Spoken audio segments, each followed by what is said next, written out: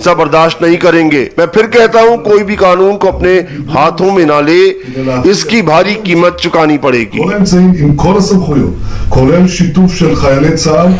इतना एकदम clear cut है, इजराइल तब तक नहीं रुकेगा जब तक हमास का नामो निशान नहीं मिट जाता, क्योंकि इजराइल जानता है कि आज हमास बाकी आतंकी संगठन को छोड़ दिया तो फिर ये पलट कर वार करेंगे। इसलिए इस बार फुल एंड फाइनल समाधान होगा। और आइए अब देखते हैं सुपर 100।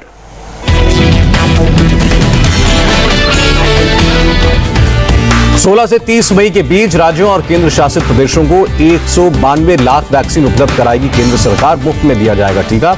भारत में स्पुतनिक वी की पहली डोज दीपक सप्रा को दी गई। डॉक्टर रेड्डीज लैब के कस्टम फार्मा सर्विस के ग्लोबल हेड हैं दीपक। भारत में स्पुतनिक वी की एक डोज की कीमत 995 रुपए है, डॉक्टर रेड्डीज लैब ने ऐलान किया। डॉक्टर रेड्डीज लैब ने लोकल सप्लाई शुरू होने पर कीमत और कम होने की संभावना जताई। वैक्सीनेशन में तेजी लाने के लिए सभी स्टेक होल्डर्स के साथ मिलकर काम करने की बात कही। देश में एक दिन में 20,27,000 से ज्यादा लोगों को लगी वैक्सीन। वैक्सीनेशन का कुल आंकड़ा 17 करोड़ 92 लाख के ऊपर। राहुल गांधी ने केंद्र सरकार की वैक्सीन नीति पर सवाल उठाए, कहा वैक्सीन पॉलिसी समस्या बढ़ा रही है। राहुल गांधी की सलाह, वैक्सीन की खरीद केंद्र को करनी चाहिए और वितरण की जिम्मेदारी राज्यों को दी जानी चाहिए। अमेरिका के संक्रमण रोग विशेषज्ञ डॉक्टर एंथनी फाउची का बयान, भारत दुनिया में सबसे बड़ा तो नहीं लेकिन सबसे अच्छा वैक्सीन उत्पादक है। डॉक्टर एंथनी फाउची ने भारत को सलाह दी, कहा भारत को अपने लोगों के लिए संसाधन का इस्तेमाल करना होगा। मुंबई में वैक्सीनेशन सेंटर पहुंचे सलमान ने वैक्सीनेशन का दूसरा डोज लिया। मुंबई में शनिवार और रविवार को नहीं होगा टीकाकरण। बीएमसी ने चक्रवर्ती तूफान और बारिश की आशंका का हवाला दिया। सोमवार से यूपी के 23 जनपदों में 18+ लोगों का टीकाकरण होगा, प्रदेश के अपर मुख्य सचिव स्वास्थ्य ने जानकारी दी। जम्मू में एक वैक्सीनेशन केंद्र से निराश होकर लौटे लोग, वैक्सीन कम होने की वजह से सेंटर बंद करना पड़ा। चंडीगढ़ के PGIMR वैक्सीनेशन सेंटर पर 18 से ज्यादा उम्र के लोगों को लगा टीका। युवाओं ने लोगों से वैक्सीन लेने की अपील की।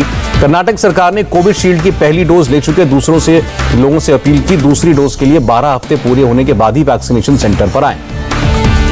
कर्नाटक के मुख्यमंत्री BS येदियुरप्पा का बयान, वैक्सीन के लिए हम जल्द ही ग्लोबल टेंडर निकालेंगे। हरियाणा के गुरुग्राम में स्वास्थ्य विभाग ने ड्राइव थ्रू वैक्सीनेशन का ट्रायल रन चलाया। 45+ लोगों को लगी दूसरी डोज। ममता बनर्जी ने प्रधानमंत्री मोदी को चिट्ठी लिखी, 40 PSA प्लांट्स लगाने की मांग की। दुर्गापुर से चेन्नई पहुंची पहली ऑक्सीजन एक्सप्रेस, रेल मंत्री पीयूष गोयल ने जानकारी दी। दिल्ली हाईकोर्ट ने नवनीत कालरा को अंतरिम सुरक्षा देने से इनकार किया। अग्रिम जमानत याचिका पर सुनवाई 18 मई तक स्थगित। केजरीवाल पर संबित पात्रा का हमला, कहा जब ऑक्सीजन दी तो हाथ खड़े कर दिए कि हमारे पास स्टोरेज कैपेसिटी नहीं है। जर्मनी, नीदरलैंड और पुर्तगाल ने भारत को भेजी मदद। जर्मनी से 223 वेंटिलेटर और रेमडेसिविर की 25,000 वायल्स भारत पहुंची। नीदरलैंड्स ने रेमडेसिविर की 30,000 वायल्स भेजी। पुर्तगाल से रेमडेसिविर की 5,500 वायल्स दिल्ली आई। संकट की घड़ी में भारत को ऑस्ट्रेलिया से भी मिली मदद। 156 वेंटिलेटर, 7 ऑक्सीजन कॉन्सेंट्रेटर समेत जरूरी सामान की एक और खेप भेजी गई। संकट की घड़ी में कजाकिस्तान ने भी की मदद। 50,60,000 से ज्यादा मास्क और अन्य मेडिकल सामान भेजा। सिंगापुर से भी भारत के लिए मदद सामग्री आई। ऑक्सीजन सिलेंडर लेकर चेन्नई पहुंचे इंडियन एयरफोर्स के 4 विमान। अमेरिकी फार्मा कंपनी गिलॉयड साइंस ने रेमडेसिविर इंजेक्शन की 29,514 वायल्स और भेजी। विदेश मंत्रालय के प्रवक्ता ने जानकारी दी। चीन ने मेडिकल सामान की कीमत बढ़ाने पर सफाई दी, कहा कच्चे माल के आयात की वजह से बढ़ी कीमत। कोरोना से जंग में प्रधानमंत्री मोदी ने देश का हौसला बढ़ाया, कहा भारत हिम्मत हारने वाला देश नहीं है, हम लड़ेंगे और जीतेंगे। प्रधानमंत्री मोदी ने दवाओं और जरूरी वस्तुओं की जमाखोरी और कालाबाजारी को मानवता के खिलाफ बताया। राज्य सरकारों से कठोर कार्रवाई करने की अपील की। देश में एक दिन के अंदर कोरोना से 3,43,144 लोग संक्रमित, 4,000 लोगों की मौत। देश भर में 37,04,000 से ज्यादा कोरोना संक्रमितों का चल रहा है इलाज। कोरोना से अब तक कुल 2,62,000 लोगों की मौत हुई। कर्नाटक में पिछले 24 घंटे में कोरोना के 41,779 केस आए। 373 मरीजों ने दम तोड़ा। केरल में कोरोना के 34,694 नए मामले, 93 लोगों की मौत। तमिलनाडु में एक दिन के अंदर कोरोना के 31,892 नए केस आए, 288 लोगों की मौत। आंध्र प्रदेश में 24 घंटे में 22,018 लोग पॉजिटिव मिले, 96 की जान गई। तेलंगाना में एक दिन के अंदर 4,305 नए केस, 29 मौतें। मुंबई में कोरोना के 1,657 नए मरीज मिले, 62 लोगों की मौत हुई। नागपुर में कोरोना से 24 घंटे में 70 मरीजों की मौत, करीब 2,000 नए मामले सामने आए।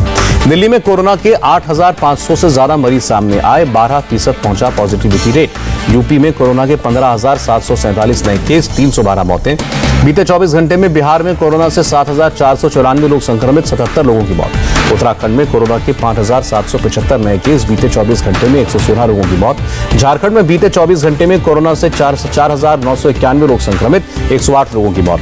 राजस्थान में कोरोना से 24 घंटे में 155 मौतें, 14,289 नए पॉजिटिव मामले। गुजरात में कोरोना के करीब 10,000 नए केस, 24 घंटे में 104 मौतें। मध्य प्रदेश में 8,087 नए केस आए, 11,671 मरीज ठीक हुए। जम्मू कश्मीर में कोरोना के 3,027 नए पॉजिटिव केस, 60 मरीजों की मौत। गोवा में बीते 24 घंटे में कोरोना के 2,455 नए मामले, 61 कोरोना पॉजिटिव लोगों की मौत हुई। ओडिशा में 12,390 नए केस, 22 मौतें। दिल्ली में कोरोना के मामलों में कमी आने पर बोले मुख्यमंत्री केजरीवाल, किसी भी हालत में ढिलाई नहीं बरतेंगे, लॉकडाउन का पालन करना है। केजरीवाल ने कहा, अभी गंभीर मरीजों की संख्या कम नहीं हुई है, आईसीयू बेड भरे हैं, 1200 नए आईसीयू बेड्स भी 1 से 2 दिन में चालू होंगे। मुख्यमंत्री अरविंद केजरीवाल ने दिल्ली के रामलीला मैदान में बने कोविड अस्पताल का दौरा किया।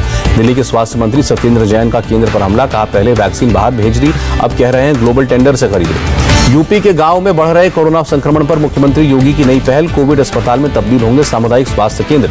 सामुदायिक स्वास्थ्य केंद्रों को L1+ कोविड हॉस्पिटल में तब्दील किया जाएगा। ऑक्सीजन कॉन्सेंट्रेटर्स की सुविधा के साथ 24 घंटे डॉक्टर रहेंगे। एमपी में कोविड से संक्रमित पत्रकारों और उनके परिवार के इलाज का खर्च सरकार उठाएगी, मुख्यमंत्री का ऐलान। हरियाणा में कोरोना से निपटने के लिए सभी गांव में बनाए जा रहे हैं कोरोना केयर सेंटर, घर घर जाकर चेकअप करेगी medical team. Goa medical college और हॉस्पिटल में ऑक्सीजन की कमी से 15 कोरोना मरीजों की मौत।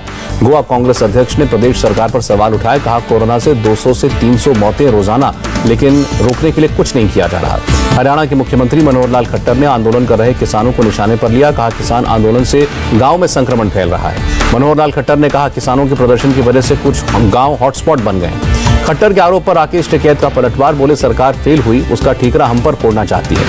मध्य प्रदेश के भोपाल में ईद के दौरान सड़कों पर सन्नाटा दिखा, आने जाने वाली गाड़ियों की चेकिंग करते दिखे पुलिसकर्मी।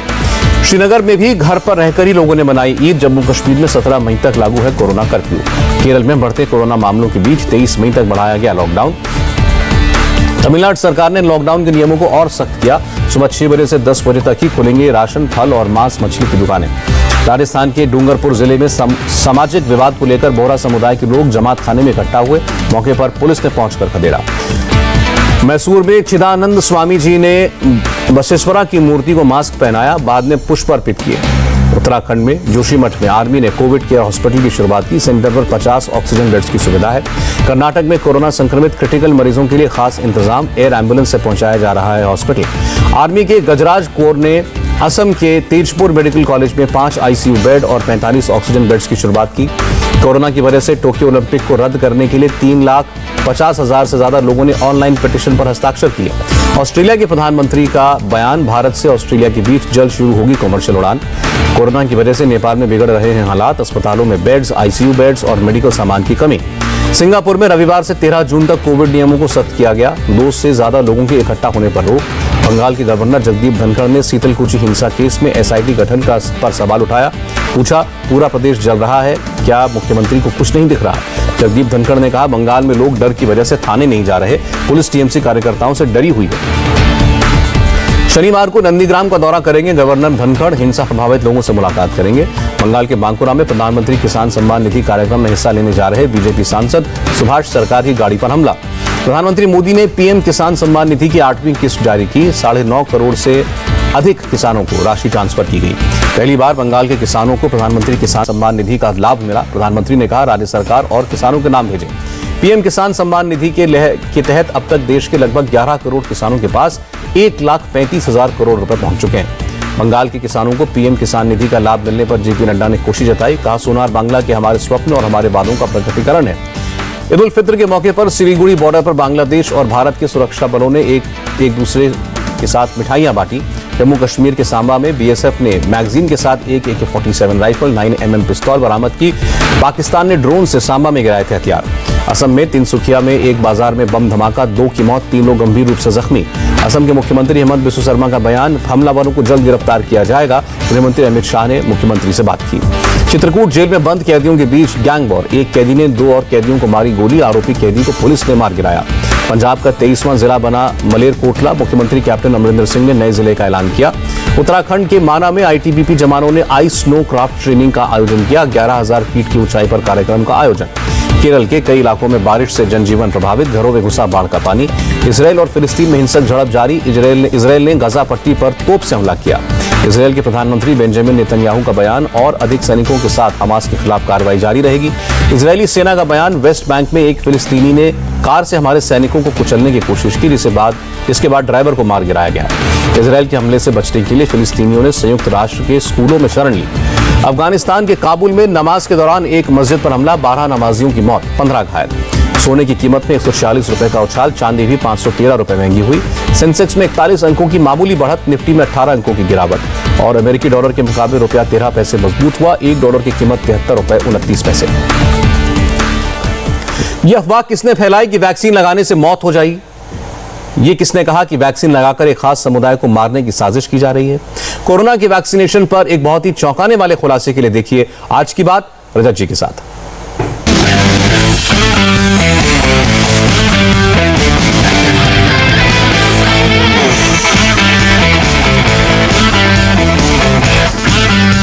नमस्कार, आज की बात में आपका स्वागत है। आज मैं शुरुआत करता हूं एक अच्छी खबर से। ये वो अच्छी खबर है जिसका इंतजार पूरी दुनिया को है, लेकिन इसकी शुरुआत हुई है अमेरिका से। 15